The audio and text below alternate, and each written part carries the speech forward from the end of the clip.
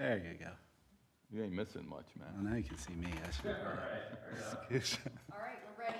Okay, we will call to order the local planning agency zoning and planning board meeting for today, Tuesday, March 3rd, 2026. It's approximately 5:30. So a call to order. Rick Bertel, not present. Ed Nakowitz, Present. Dan Sullivan, Here. Michael Lentini, Present. Alan King, Here.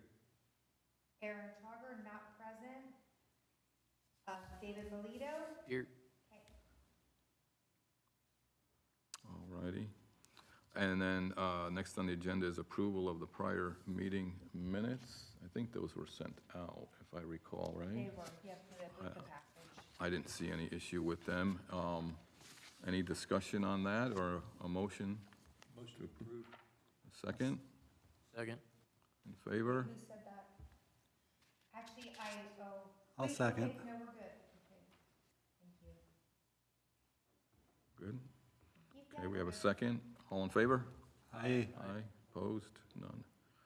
All right, so we'll adopt those. So the next thing is the election of a chairperson or vice chairperson. So you're looking for nominees, is that what Yep, it is? somebody from the board would, Well, I make a motion to nominate Rick to be the chairman. I'll second that. All in favor? Aye. Aye. No opposed, all right, so he's automatically got it? Yep. He can't refuse it? We'll cross that bridge if we come to it. All right. And any motions for a vice chairperson? Can I make a motion to nominate Mike Lentini? Well, Unless you don't want to. let's nominate Ed. Yeah, well, I'm going to make a motion to nominate Ed. Thanks, guys. you've been doing such a good job. Yeah, Why you really change fill it? in very well. All right. Yeah, we don't rock the boat, guys. All right, so we have a motion to nominate myself, Ed Makowitz. Any seconds? Sure. Second. In favor? Aye. I guess I shouldn't oppose that, huh? All right. So all were in favor of me, Molly, so I guess that stands? Yep. Okay. All right. On to new business. Discuss and provide recommendation on ordinance number 2026-07, creating a establishment of a procedure for the review and approval of certified recovery residences, providing for implementation, for severability, providing for conflict, and providing of an effective date. So I don't know if there's anyone, Matt, are you gonna kind of give us an overview of this, or? Sure. Yeah, so this is something that Tallahassee in its infinite wisdom has required through a new statute that all municipalities are passing. So this particular ordinance, it pertains to certified recovery residences, which are also known as sober homes. And what it does is it provides a procedure for if someone applies to have a sober home and needs a reasonable accommodation, such as parking or the number of non-related people living together.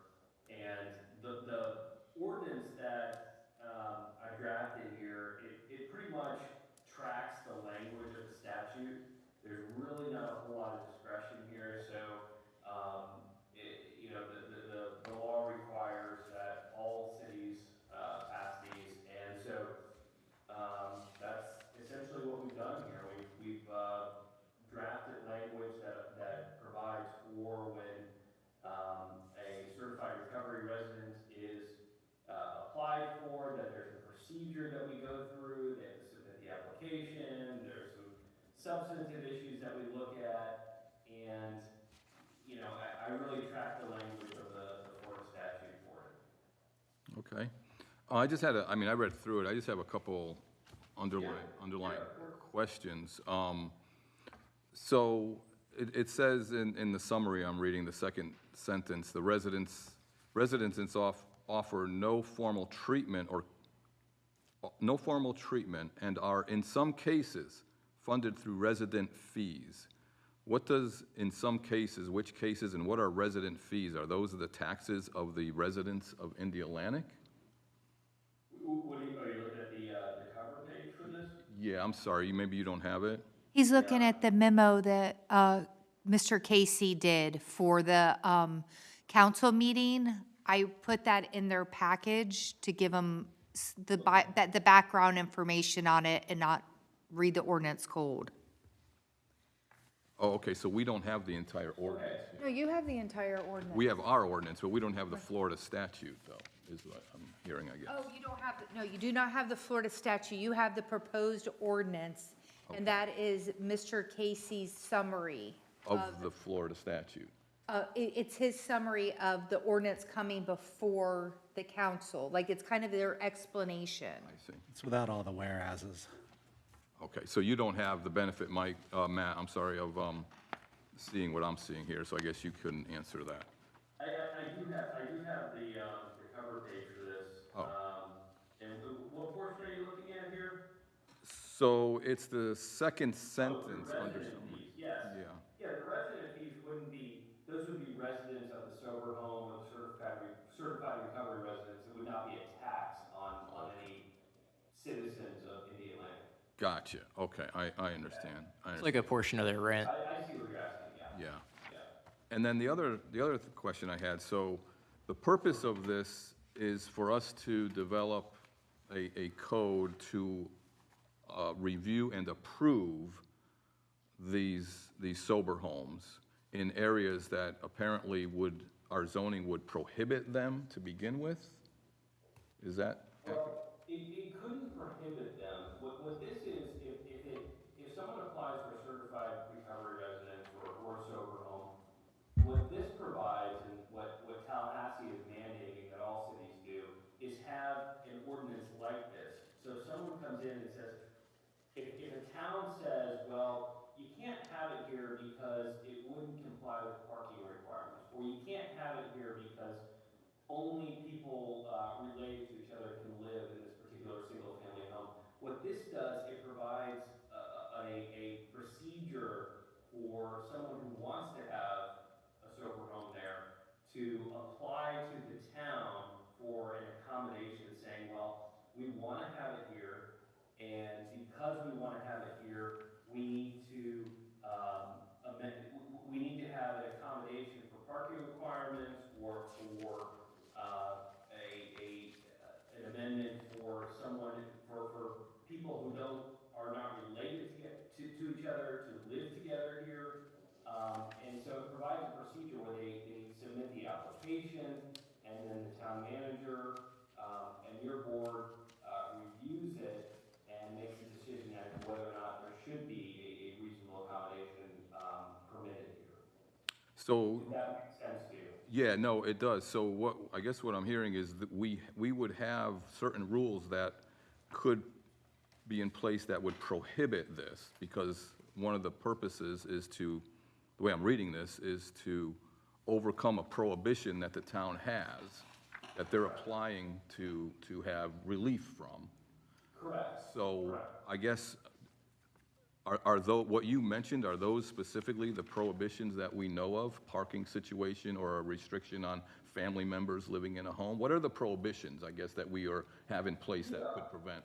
Yeah, those are examples, and those are probably the things that come up the most often are parking issues, or for being in a single-family home and only permitting people who are related to be living there. And they would be requesting an exemption from that, an accommodation, what would be called a reasonable accommodation under the law. And this is what, in the language that I've used here, and the language for reasonable accommodation is what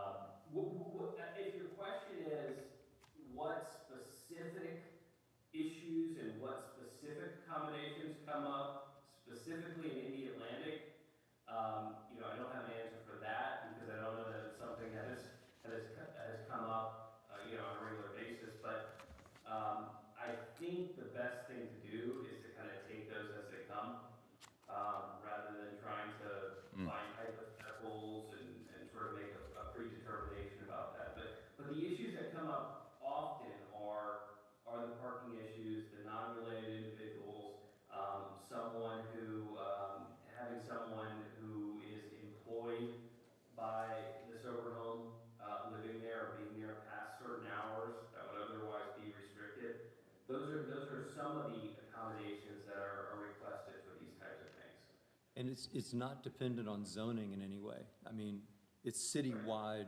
It doesn't matter what the zoning is. Correct. Okay. Do we know, does anyone know here if we have a restriction that only family relatives can live in a single-family home? Okay. No, but we do have restrictions on like short-term rentals, and I don't know if that would be something, a basis that someone could come up and say. Yeah. So, because it's 90-plus days, and if someone was there and it was considered a rental for 30 days, I mean, that, I could see that being, I would actually say in our town, that and the parking would be the most prevalent Right. accommodations we would have to make. And is there any requirement of proof that the person who is the subject of the sober home is in fact someone that fits that description? Or is this a way for people to get around our short-term rental just by saying, hey, I want to be a sober home and therefore? Well, no, I mean, that's why we have the criteria there, and that's why they have to submit the application, and we can certainly deny it if it doesn't fit, you know, if they're not a licensed sober home, if they don't fit that criteria, and it seems clear that they're just trying to get around, you know, the prohibition on that, then that's certainly a basis to deny it. It doesn't, just because they can apply for this reasonable accommodation, it doesn't mean that it's automatically granted. It's just that, you know, they can apply for it, we can consider it, and it can still be denied based on what you're saying if, you know, in that particular circumstance, you have a situation where someone's trying to get around the vacation rental issue. Well, the reason I ask that is because in the summary, again, it says it does not need to be certified. The certification program is only voluntary. So if they choose not to get certified, how would we know if they fit the? Well, I mean, if we'd have to look at the application. Okay. We'd have to see All what right. the application was, but if it seems as though what they're trying to do is circumvent some prohibition on vacation rentals and the time period for that, then that would certainly be a basis to deny it. And who reviews it from the town to give the approval or denial? Well, we've kind of left it intentionally vague, and only really track what the statute requires, but they submit it to the town manager. Okay. And then, you know, we have the discretion to review it as we see fit. Give it to Cliff. He'll review it. That's all I have, Matt. Thank you. Okay, yeah, sure. I had two questions. First being, in the event of a denial, I guess there's no internal appeal mechanism here to council or anything. Would they have resort to court if there's a denial? Would they be able to, you know, challenge that straight to circuit court, or how would that work? Yeah, they could. And I guess second question, under the criteria in 5, Roman numeral 2, you know, it says equal opportunity, equal to what, I guess, or how are we meant to judge that equal opportunity language?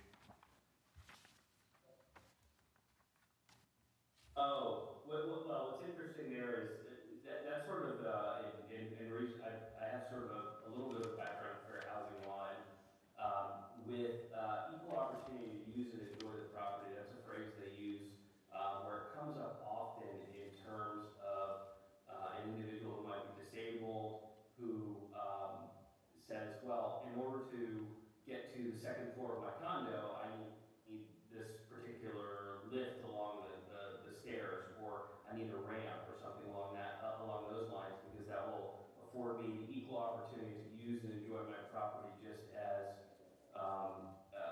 anyone who doesn't have this disability would have. And so it kind of, we have to look at whether or not, you know, it's really hard to say what the applicant might put in their application. And we kind of have to, I think, take it as it comes. But a lot of the times that pertains to some type of a disability. I guess a follow-up then on that, is addiction considered a disability under fair housing or ADA? I'm sorry? Is addiction considered a disability under Fair Housing Act or ADA? Yeah, and in this particular circumstance, I think, in the circumstance of a sober home, I think what we're looking at more is, what type of accommodation they might need to be able to operate the sober home there, such as, like I said, like either the parking issue, which I think Molly said is probably more likely than not the most, likely issue that would arise, in the Atlantic. Okay, that's all I got. Anyone else? I think they did the same thing with convalescent homes a few years back. Like 6 or less, or 7 or less people. That's been quite a few years ago, they did the same thing with that. So if they find alcohol in the house, does that automatically void their approval? Or drugs? But this is, and just, I heard the comment that there was a law, this is actually a very new law, that's requiring all municipalities in Florida to pass an ordinance like this, in 2026. To have a procedure, to evaluate whether or not if there is a reasonable accommodation that's needed, for certified recovery residents or a sober home, to have an ordinance like this on the books. That's what Tallahassee is requiring. Okay. So we don't have much of a choice here at our little zoning board, I guess. So what are we charged with here? A recommendation on the language, just approval or denial? What are we accepting? Yeah, Recommend approval of the ordinance. Okay. The language itself, that I used, and I've used it several times, really tracks what's in the Florida statute. And I try to keep it as, intentionally, I try to keep it as vague as possible. So there's some wiggle room in terms of interpreting it. Okay. All right, do I have a motion? I'll make a motion to approve the recommendation, or the recommendation for approval. All right, all in favor? Aye. Aye, opposed? Okay, so it passes. Bars open. Thank you, Matt. What's that? Bars open. Bars open. Matt, where are you located? I'm in, Palm Beach Gardens. Party. Oh, you're way down south, okay. Yeah, All right, North Palm Beach County. right. Okay, moving on, unfinished business. Any unfinished business? Mr. Remenda, Cliff was questioning, do they need to, in their motion, find it consistent with the comp plan? I don't think they need to, but it wouldn't hurt to put it in there. Okay. I think we shouldn't though, because we're being forced to put this in. Huh? Tallahassee's forcing us to put it in, so we don't need to find it consistent with anything. Okay. It's consistent with what they forced us to do, is what it is. And there's really not much of a choice here. Yeah, All right, then the motion shall stand. and put down Tallahassee's forcing us to do it. Okay, a little asterisk at the bottom there for you. Well, because, the town plan says something about like single-family residence and all that, and it's not really consistent with that at all. Probably not. Yeah, Any unfinished business? Cliff, I anything? mean, I would never at Okay, all. all right. Do I have a motion to adjourn? Make a motion to adjourn? Second. Alan, second. All in favor? Aye. Aye. Aye. Oh, thank you, Matt. Appreciate it. All right, thank you, everyone. Okay.